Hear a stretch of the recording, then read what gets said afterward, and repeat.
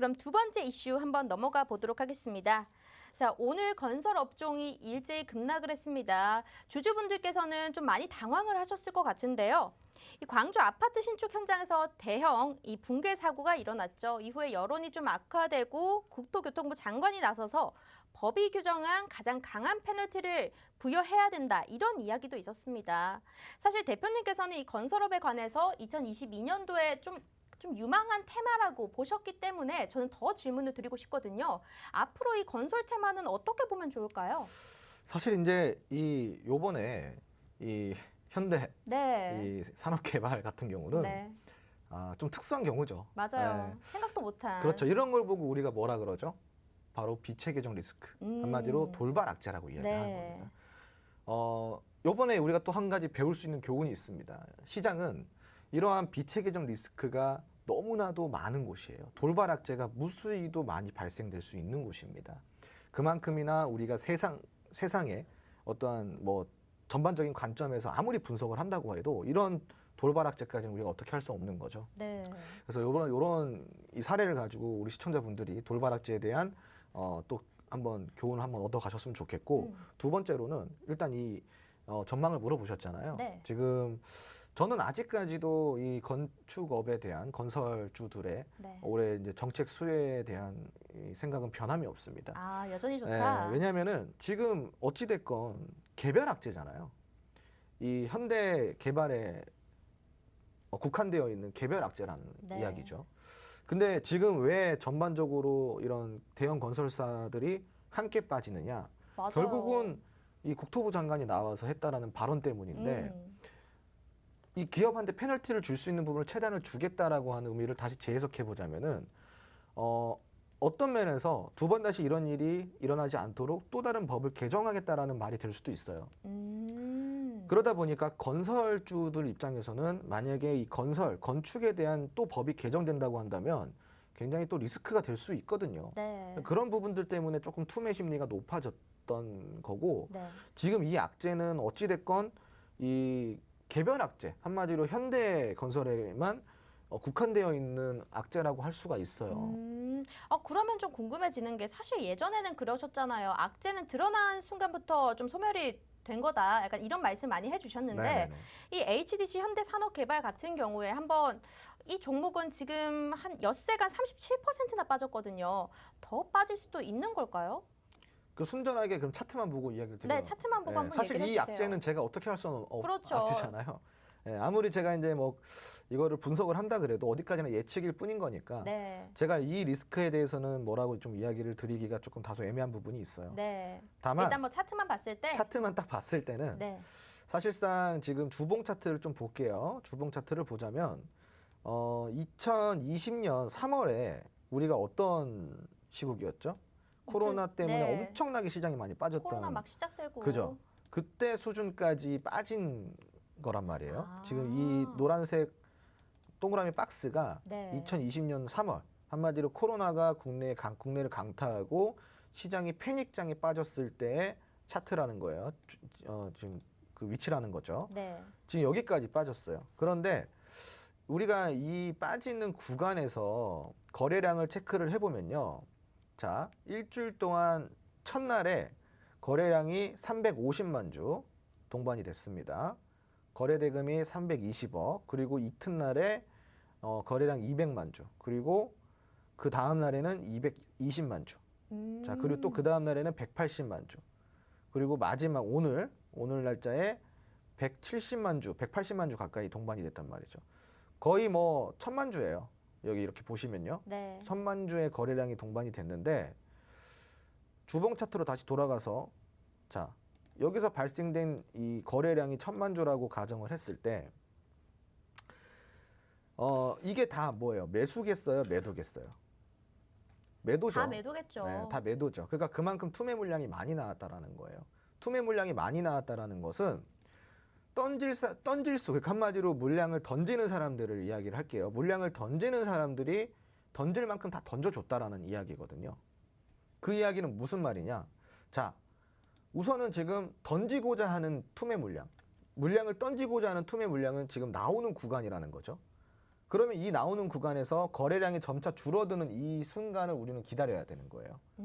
거래량이 줄어들고 주가가 내리다가 멈추는 구간, 그 구간을 우리가 기다려야 돼요. 그래서 우리가 이걸 하락 목표치라고 하는데 네. 우리는 보통 상승 목표치를 잡잖아요. 그런데 이럴 때는 하락 목표치를 잡는 거예요. 하락 목표치를 잡을 때는 어떻게 잡냐? 긴 흐름에서요. 긴 흐름에서 최고 저점, 유효한 저점을 보통 봅니다. 네. 근데 만약에 이 유효한 저점이 이탈이 된다. 그럼 이 구간이 어디? 6,800원이죠. 6,800원이 이탈이 된다고 한다면은 이 종목은 저점이 잡힐 때까지 기다려야 돼요. 하락 목표치를 잡을 수가 없는 종목이라는 거죠. 네.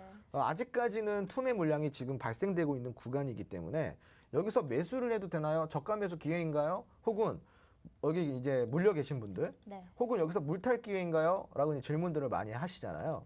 아직은 무대응이 대응이라는 거죠.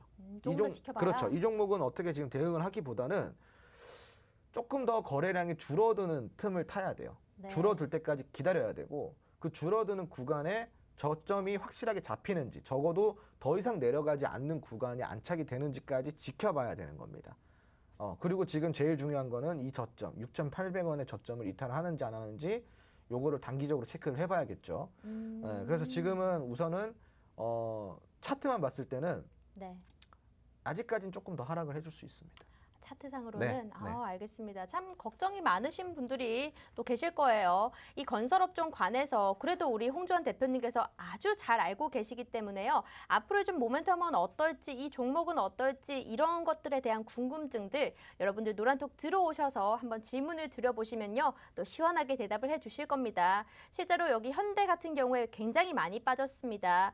엿새 만에 37%나 빠질 정도인데요. 더 빠질 위험성은 있다. 차트만으로 봤을 때는 더 빠질 수 있다라는 의견을 주셨습니다. 자, 노란톡 들어오시면요. 여러분들이 궁금해하는 것들 다 해소시킬 수가 있습니다. 노란톡 입장하실 수 있는 방법 설명드리도록 할 텐데요. 문자 메시지로 먼저 참여가 가능합니다. 문자 샵 3989번 눌러주시고요. 홍주원 세 글자 보내주시면 입장이 가능합니다. 자, 그리고 QR코드도 준비가 되어 있으니까요. 여기 QR코드를 휴대폰에 카메라 어플 켜주시고 바로 갖다 대기만 한다면 입장 가능합니다. 12월 한 달만 해도 500%가 넘는 수익률 보여주셨기 때문에 여러분들이 믿고 한번 들어오시면 될 것 같고요. 지금도 많은 분들 들어오고 계십니다. 수익사랑님께서 안녕하세요. 윤희님도 반갑습니다. 제가 여러분들이 만약에 여기 노란톡에 올려주신 글들 중에서 또 갑자기 질문을 하고 싶다 하는 거 있으면 바로바로 여쭤볼 수 있으니까요. 우리랑 실시간 소통을 할 수 있는 방법은 바로 여기 노란톡뿐이라는 거 한번 항상 명심을 해주시고 들어와 주시면 될 것 같습니다. 건설업종 하니까 사실 네. 조금 더 질문이 있어요. 네. 이렇게 빠진 종목도 있지만 그래도 이 가운데서 좀 버티는 종목도 있단 말이죠. 네. 이런 버티는 종목은 왜 버티는지, 좀 실적이 받쳐주는 종목인지, 그 중에서도 뭐 어떤 종목은 좀 봐도 괜찮을지 건설주 중에서 픽을 좀 한번 세워보면 좋거든요. 제가 건설주는 많이 힌트를 드렸어요. 그동안. 네. 대형주도 좋지만 중소형주를 좀 보자. 이 얘기를 계속 드렸었잖아요. 네. 오늘 장도 좀 보시면은 GS건설이라든가 이런 좀 대형 건설사들이 좀 많이 빠졌어요. 네. 그죠? 그런데 제가 그동안에 조금 강력히 이야기 드렸던 건설주 관련주들 네. 제가 관심 종목이라고 한다면 뭐 서희건설이나 우원개발 정도가 있겠죠. 오히려 중소형주 그런 종목은 덜 빠졌다는 건가요? 네, 오늘 이제 차트 보시면은 네. 굉장히 또 견조하게 흐름을 좀 보여주고 있다라는 것을 알 수가 있습니다. 지금 여러분들께서 보시고 계신 그렇네요. 차트가 서희건설 차트예요. 네. 그런데 뭐 사실상 연일 주가 지수 하락에 네. 그리고 오늘 그 최근에 있었던 이 건설업종의 리스크가 동반이 됐는데도 어때요? 굉장히 좀 잘 버텨주고 네. 있고 그리고 또 이제 그동안에 말했던 우원개발 같은 경우도 지금 오히려 어제 같은 경우는 급등 나왔어요. 11%대 급등 나왔습니다. 오히려. 예, 물론 이제 윗꼬리를 달았지만 네. 충분히 여기서 주가가 받쳐주고 있죠. 그러면 아래에서. 이 종목을 좋다고 보신 이유는 뭐예요? 중소형주 중에서도 좀 힌트 좀 주세요.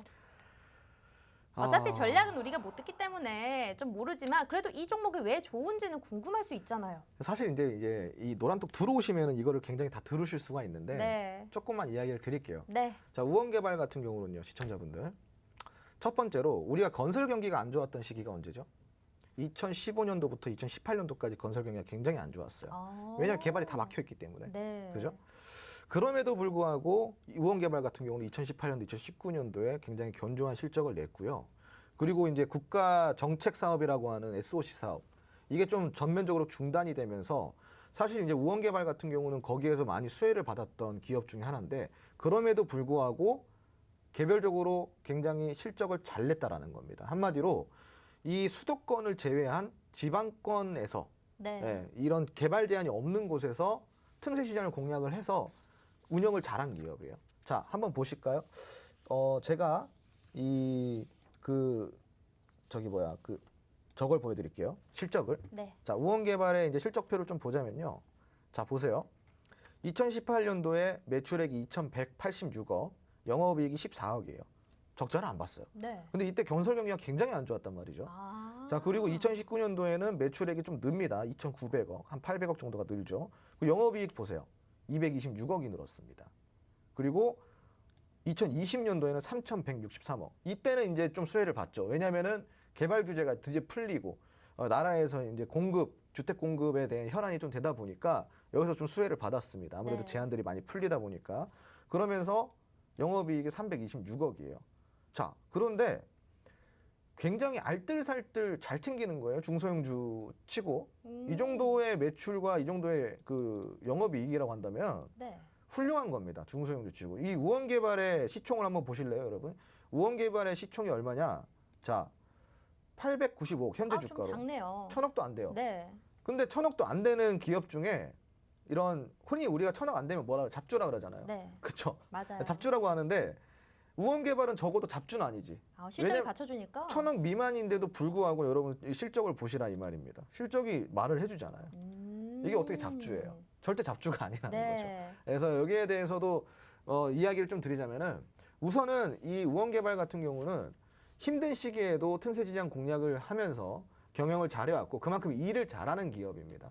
그리고 뭐 전반적으로 이런 펀더멘탈 기초 체력이 중소형주 치고는 1,000억 미만의 중소형주 치고는 굉장히 괜찮은 상황이죠.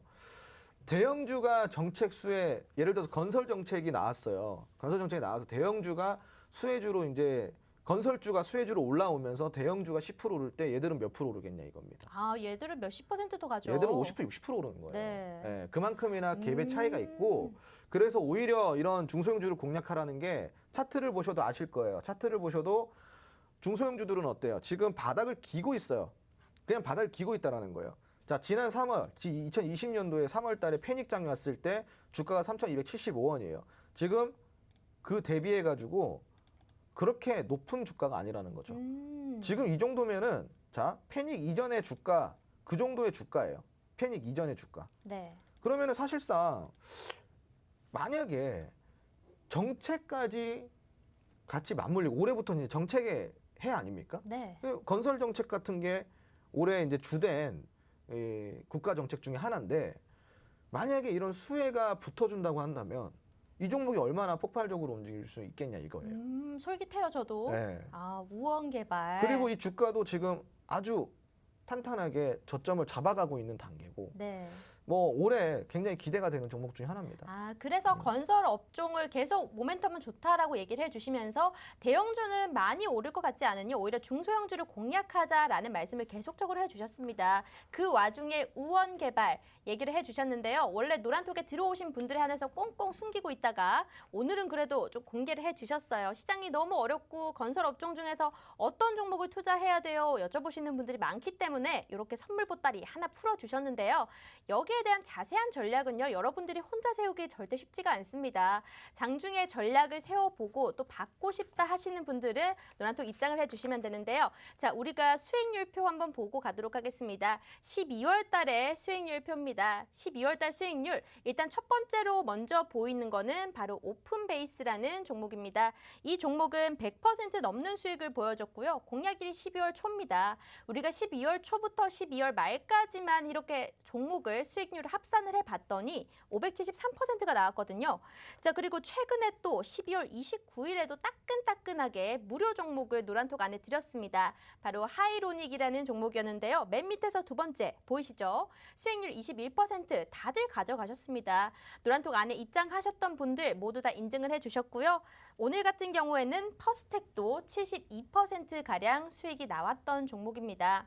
이렇게 시장이 안 좋아도 우리 방 안에서는 계속 파티가 진행 중인데 여러분 계좌만 파란불이다 이런 분들이 계시다면요. 지금 한번 도움을 받아보시면 좋을 것 같습니다. 자, 노란톡 입장을 해주시는 방법은 먼저 문자 메시지로 가능합니다. 문자 샵 3989번 눌러주시고요. 홍주원 세 글자 보내주신다면 우리가 링크 보내드리겠습니다. 지금 입장하는 거 보이시죠? 여기 QR코드도 있는데요. QR코드는 휴대폰에 카메라 어플 켜주시고 바로 갖다 대기만 한다면 입장 가능합니다. 어떤 내용들이 올라왔나? 아직까지 별로 내용이 딱히 올라온 건 없네요. 또 아호량님 입장하셨다고 이렇게 인증이 올라왔습니다. 본방사수 해주시는 분들도요. 홍준 대표님 너무 잘생기셨다. 인물이 나신다. 이렇게 인증을 해주고 계신데 그런 분들 우리 대표님께서 또 닉네임 기록을 해주실 거거든요. 그렇죠? 그런 건 또, 확실히 기억합니다. 네, 확실히 기억을 해주신다고 합니다. 또 열렬한 애청자분들도 많고요. 여러분들이 들어오면 후회하진 않으실 겁니다. 기초 교육부터 탄탄하게 받고 또 종목까지 받아갈 수 있으니까요. 정말 알찬 시간 여기서 보내실 수 있거든요.